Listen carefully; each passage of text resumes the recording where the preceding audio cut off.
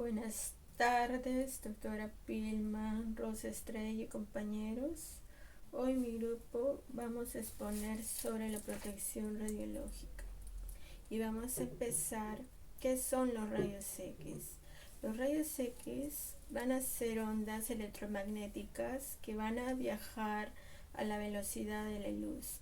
Estos rayos X fueron descubiertos por el físico Wilhelm Conrad Röntgen un 8 de noviembre del año 1895. Antes de ingresar a su laboratorio, observó que una luz luminiscente traspasaba la puerta de su laboratorio.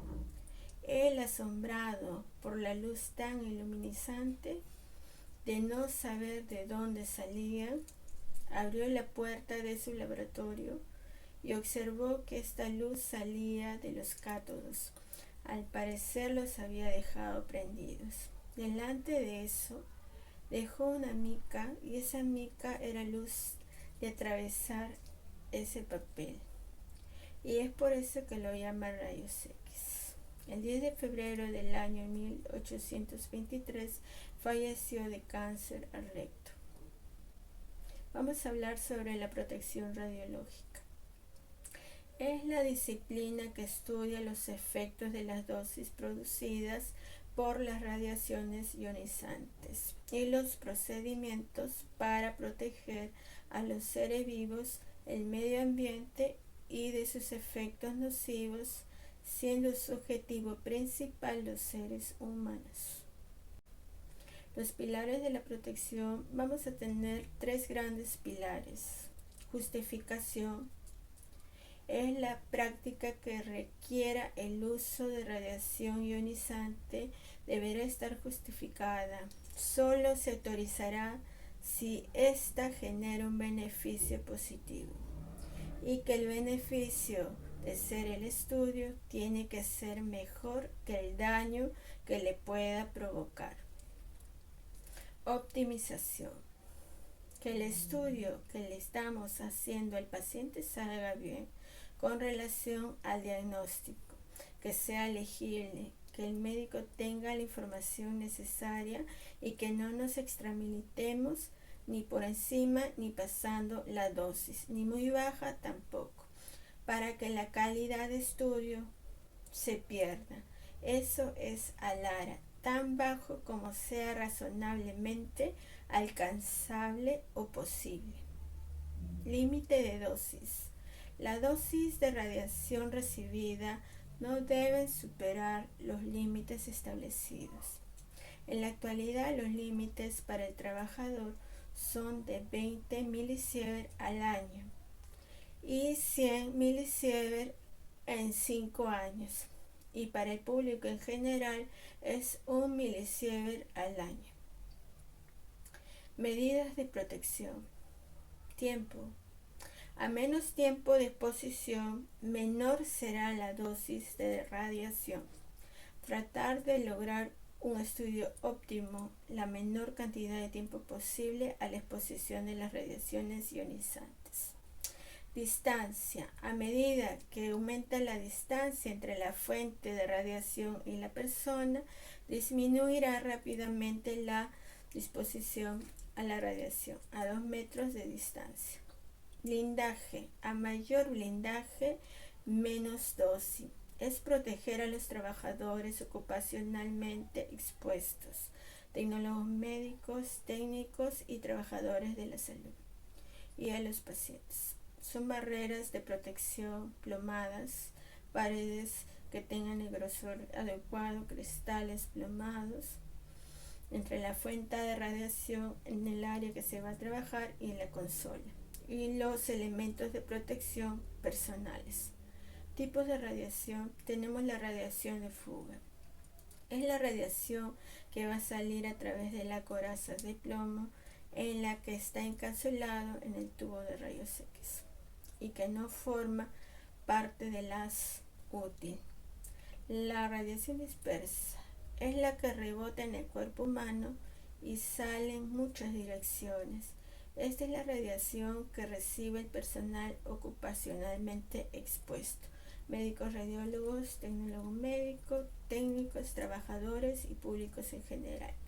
Y la radiación secundaria, que es la radiación dispersa más la radiación fuga.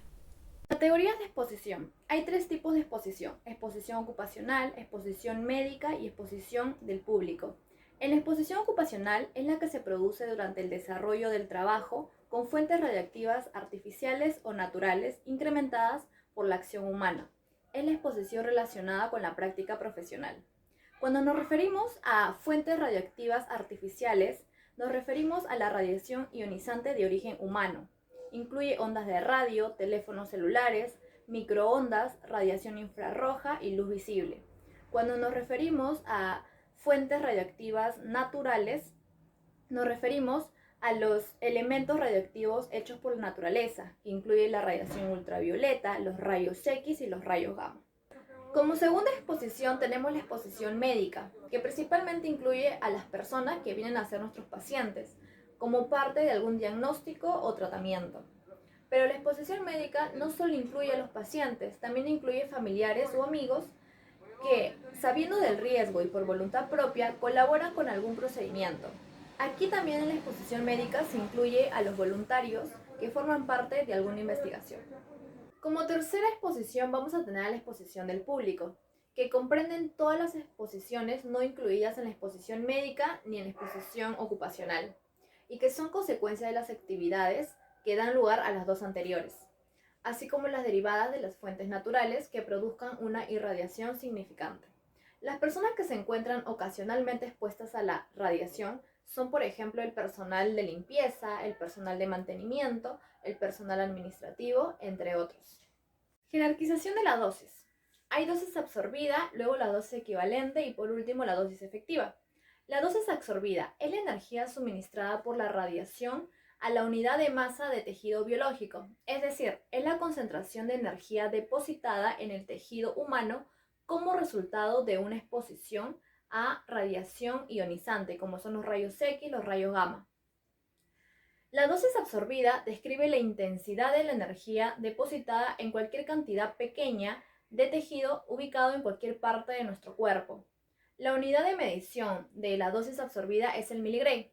Un ejemplo, si le hacemos una tomografía a una paciente de abdomen superior, la dosis absorbida por su pecho será muy baja, porque ha sido expuesto solamente a una pequeña cantidad de radiación dispersa, en comparación con la dosis absorbida por su estómago, por su páncreas, por su hígado y otros órganos es mayor, porque ha sido expuesto directamente. Dosis equivalente. Es la dosis absorbida corregida por el distinto daño que producen distintos tipos de radiaciones. Es decir, la dosis equivalente es una cantidad que toma en cuenta las propiedades dañinas de los diferentes tipos de radiación y ve el impacto que tiene un determinado tipo de radiación en un tejido, debido a que toda radiación utilizada en el diagnóstico médico tiene el mismo potencial para causar daño.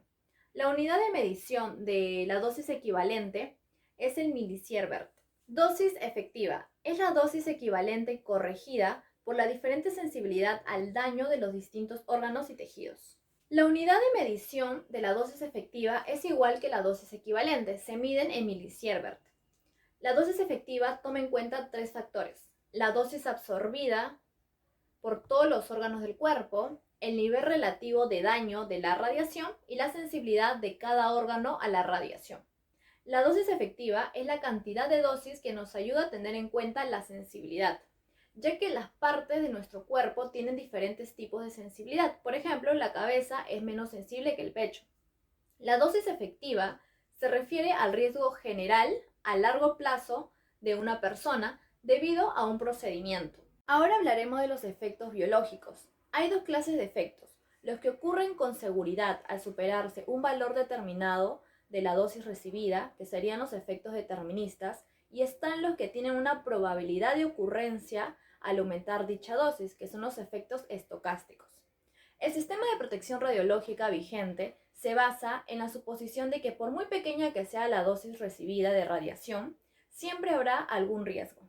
Empezaremos a hablar sobre los efectos deterministas. Suelen ser efectos precoces. La severidad de este tipo de efectos incrementan si aumentamos la dosis, puede variar desde la muerte en días o semanas para niveles muy altos de radiación recibida por todo el cuerpo, o simplemente te puede dar un enrojecimiento en la piel para dosis elevadas de radiación recibida por un corto tiempo en una zona del cuerpo de tamaño limitado.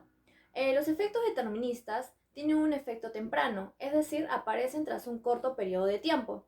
De ejemplo podemos tener cataratas, vómitos, quemaduras, eritemas, esterilidad. Ahora hablaremos sobre los efectos estocásticos. Son efectos absolutamente aleatorios, son probabilísticos. Pueden aparecer tras la exposición a pequeñas dosis de radiación ionizante. Este tipo de efectos no necesitan una dosis umbral determinada para producirse. Sin embargo, si aumentamos la dosis, aumenta la probabilidad de que aparezcan este tipo de efectos. Los efectos estocásticos tienen un efecto tardío y si se aparecen son graves. Hay dos tipos de efectos estocásticos. Si las células afectadas son somáticas, puede aparecer un tumor cancerígeno o benigno. Y si las células afectadas son germinales, hay un efecto hereditario. De radiación. Los efectos de radiación va a producir daños en el ADN, va a haber cambios químicos, donde la radiación va a afectar o va a dañar al ADN, que está localizado en la molécula del ADN. Este tipo de energía liberada en formas de ondas electromagnéticas. Antes de mencionar de los equipos, hablaré del tubo de rayos X.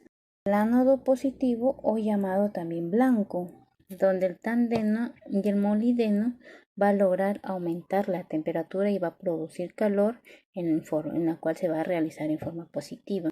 En cambio, el cátodo es negativo porque va a producir las nubes de electrones en su superficie. Estas van a ser muy elevadas. Dependerá de la corriente del filamento, que al impactar el cátodo va a perder energía cinética, donde los electrones velocidad van a chocar y ahí va a producir el rayos X, que es en este caso el ánodo. Tenemos los equipos de rayos X fijos y los equipos de rayos X portátiles, en la cual los fijos van a ser para diagnóstico de enfermedades y los portátiles que es utilizados para en UCI, quirófanos, también en neonatos, entre otros, debido a su pequeña dosis de radiación.